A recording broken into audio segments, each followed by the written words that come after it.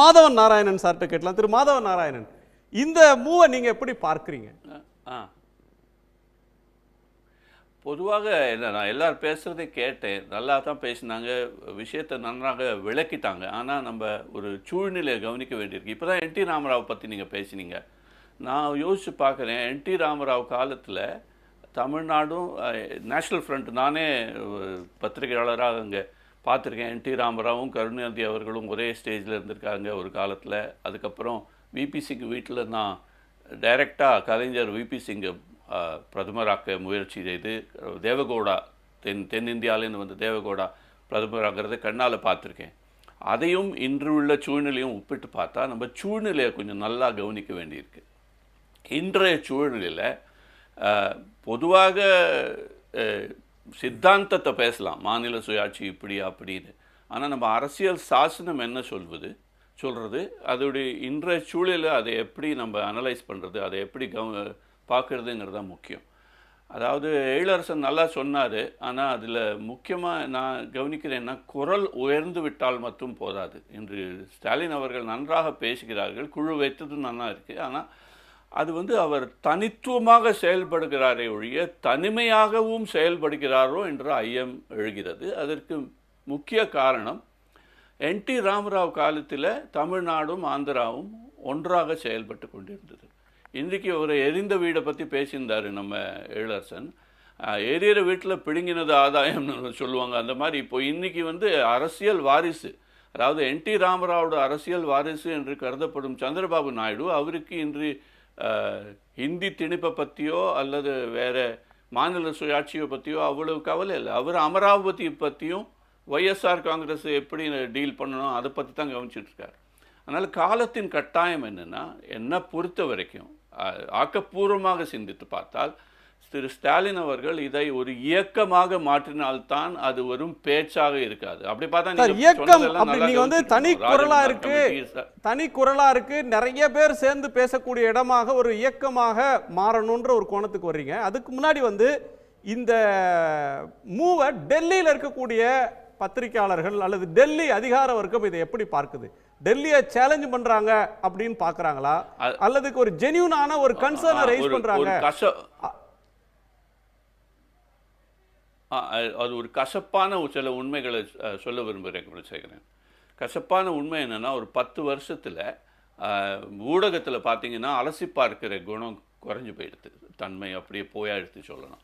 அப்படியே யூடியூப்லேயோ வாட்ஸ்அப்லேயோ நம்ம பேசிகிட்டு இருக்கலாமே ஒழிய மெயின் ஊடகத்தில் இந்த ஒரு விதமான ப்ராப்பகேண்டா, ஒரு விதமான பரப்புரைகள்லாம் நடந்ததுனால எல்லாருக்கும் வந்து ஒரு மாநில சுயாட்சியை பார்த்தா ஒரு பிரிவினைவாதம் மாதிரி ஒரு பிம்பம் ஏற்பட்டிருக்கிறது, ஒரு மறுக்க முடியாத உண்மை. அந்த பிம்பத்தை திமுகவோ தமிழ்நாடோ எப்படி சரி செய்கிறது என்பது தான் இன்னித்த ஒரு சேலஞ்சாக நான் பார்க்குறேன். அதை குறிப்பாக இப்போ வந்து எல்லாத்தையுமே ஒரு உரிமை கேட்டாலே அது தனியாக போக விரும்புகிறாங்கங்கிற பிம்பம் உருவாயிடுது. இப்படி அந்த காலத்தில் இந்திரா காந்தி காலத்துலேருந்து ஆர்டிகல் 356 356 வச்சு நல்ல ஒரு அவசர நிலைக்காக, ஒரு எக்ஸப்ஷனல் சர்க்கம்ஸ்டன்சஸ்க்காக வச்ச ஒரு அரசியல் சாசனத்தின் ஒரு அதிகாரத்தை ரொம்ப ஒரு துஷ்பிரயோகம் நிறைய பண்ணியாச்சு, நிறைய ஆயிருக்கு. ஆனால் இன்னி தேதிக்கு அதை வந்து ஒரு நல்லதை சொன்னாலும் பனைமரத்துக்கு அடியில் பால் குடிக்கிற மாதிரி ஒரு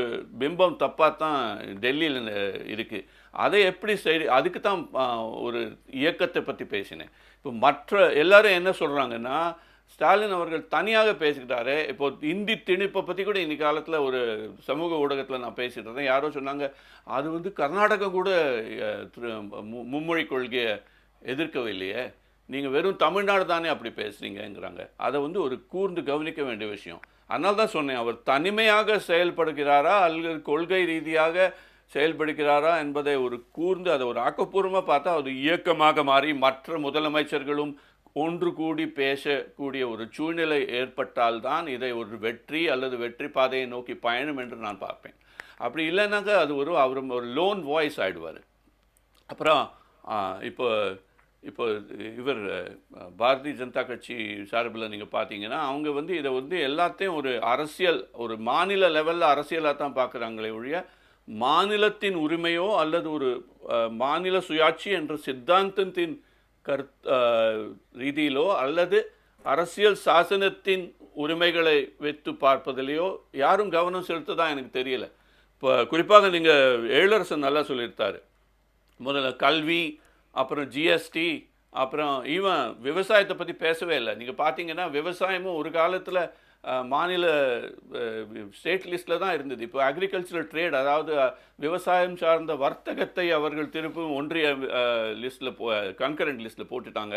அதனால தான் மோடி அவர்கள் வந்து ஒரு வாபஸ் பெற்றாரே ஒழிய அவர் ஒரு முயற்சி பண்ணார்ல விவசாயத்தை சார்ந்த லாஸை மாற்றுறதுக்கு. அந்த ஸோ இது எல்லாத்தையும் சேர்த்து நீங்கள் பார்த்தீங்கன்னா ஒரு விதமாக 1996 விபி சிங் தேவகவுடா காலத்தில் இருந்த ஒரு ஃபெடரல் அட்மாஸ்பியர் போயிடுது.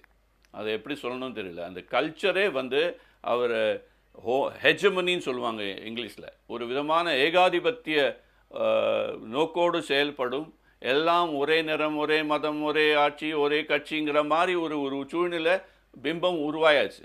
அதை எப்படி சரி செய்யப்படுகிறோம்? இப்போ அரசியல் சாசனத்தில் கூட ஒரு 30 வருஷம் முன்னாடி நம்ம ஒரு காமன் சென்ஸாக ஆளுநரை பற்றி பேசுறது கூட இப்போது உச்ச நீதிமன்றத்துக்கு போய் அவங்க முகத்தில் அடித்தா போல் சொன்னா தான் எல்லாருக்கும் காதில் ஏறுறது. அந்த மாதிரி ஒரு அவல நிலைக்கு நம்ம ஆளாக இருக்கும். அதை நம்ம நினச்சி பார்க்க வேணும். இந்த அவல நிலை எங்கே வந்து 96 வந்து இயர் ஆஃப் கோயலிஷன், ஒரு கூட்டணி யுகம். அன்னைக்கு வந்து மாநில கட்சிகளுக்கு டெல்லியில் ஒரு இருந்தது. ஒரு காது கொடுத்து கேட்க வேண்டிய நிர்பந்தத்தில் தேசிய கட்சிகள் இருந்தாங்க. ஒரு முழு அதிகாரம், முழு மெஜாரிட்டி வந்த பிறகு கடந்த 10 ஆண்டுகளில் இது வந்து ரொம்ப டிட்டோரியரேட் ஆயிட்டது அப்படின்றது திரு ஆழி செந்தில்நாதன் அவர்களும் எழிலரசன் அவர்களும் முன்வச்ச ஆர்கியூமெண்ட். இந்த 10 வருஷத்தில் வந்து ஒரு கோஆபரேட்டிவ் ஃபெடரலிசம்னு பேசிட்டு டெல்லிக்கு ஆட்சிக்கு வந்த திரு மோடி அவர்கள் அவர் காலத்தில் மாநிலத்துக்கு அதிகாரங்களை பகிர்ந்தளிக்கிற ஒரு விஷயத்துக்கு போகலை. இப்போ இதை இன்டர்பிரேட் பண்ணுறவங்க என்ன சொல்கிறாங்கன்னா, 2 கொள்கைகளுடைய மோதல். ஒன்று பிஜேபி முன்னெடுக்கிறது ஒரு யூனிட்ரி ஸ்டேட் ஸ்ட்ராங் சென்டர், இதை நோக்கி அதிகார குவியலை பண்ணுறாங்க. திரு ஸ்டாலின் அவர்கள் எடுக்கிற இந்த முயற்சின்றது அதுக்கு நேர் எதிரான இன்னொரு ஐடியாலஜி, வலிமையான மாநிலங்கள், ஒன்றியத்தில் கூட்டாட்சி. இந்த சித்தாந்த மோதலாக இதை பார்க்குறவங்களும் இருக்கிறாங்களே சார்? ஆமாம், அதில் முக்கியமாக நான் என்ன சொல்ல விரும்புகிறேன்னா, கோஆபரேட்டிவ் ஃபெடரலிசமோட காலம் போய் கோயர்சிவ் ஃபெடரலிசம், ஒரு கட்டாயமாக ஒரு திணிப்பு. இந்தி மாத்திரம் இல்லை, கல்வி ரீதியை பார்த்தீங்கன்னா, சுகாதார ரீதி பார்த்தீங்கன்னா, அந்த காலத்தில் ஒரு சென்ட்ரலி ஸ்பான்சர்ட் ப்ரோக்ராம்ஸ்னால் அழகாக ஒரு சாஃப்டாக ஒரு சில ப்ரோக்ராம்ஸ் இருந்தது, ஒரு திட்டங்கள் இருந்தன. இப்போல்லாம் ஒரு ஒரு ஒரு அதை ஒரு திணிப்பு. நான் ஹிந்தியை பற்றியே பேசலை, எல்லா விதத்திலும் ஒரு பிரதமர் சொல்வது, ஒரு பிரதமரை ஒரு அரசர் மாதிரி, அந்த காலத்து ஒரு மொனார்கிக்கல் ரூல் மாதிரி ஒரு கொண்டு வந்து அவர் சொல்வதை எல்லா இடத்துலையும் அதை ஒரு செயல்படுத்துவது, அமல்படுத்துவது தான் ஒரு நல்ல தேசியம் என்ற ஒரு பிம்பம் உருவாயிடுது. அதைத்தான் இப்போ சந்திக்க வேண்டியிருக்கு. அதை வந்து அரசியல் சாசனத்தின் அடிப்படை தத்துவங்களை திருப்பி சொல்ல வேண்டியிருக்கு. ஒரு பக்கம் பார்த்தீங்கன்னா, நான் இப்போ எழுதுறதா இருக்கேன் இந்த வாரம், ஒரே பழைய அரசரை பற்றி தான் நிறைய பேசிகிட்டு இருக்கோம். அம்பேத்கரை வருஷம் ஏப்ரல் 14ஆம் தேதி நம்ம அதை ஒரு மாதிரி செலிப்ரேட் பண்ணிவிட்டு அப்புறம் மறந்துடுறோம். அது குடியரசு என்ற சித்தாந்தம் அதுக்கடில் ஒரு ஃபெடரலிசம், அதாவது மாநில சுயாட்சி சார்ந்த சில கருத்துக்கள், ஒரு சில கொள்கைகள் உண்டு. அதெல்லாம் ஒரு அலசி பார்க்கும் கலாச்சாரமே போயிடுச்சு இப்போ. அதனால தான் இன்றைய குழு நியமித்தது அதை ஒரு தருணமாக மதித்து ஒரு ஆஸ் அன் ஆப்பர்ச்சுனிட்டி பார்த்து இதை ஒரு இயக்கமாக மாற்றினால்தான் திருப்பி மாறும். அல்லது இதை அவ பாட்டு ஓரத்தில் கத்திட்டு இருக்காங்கங்கிற ஒரு உணர்வு தான் ஏற்படும். உடனுக்குடன் செய்திகளை தெரிந்து கொள்ள சன் நியூஸ் பெல் ஐகானை கிளிக் பண்ணுங்க.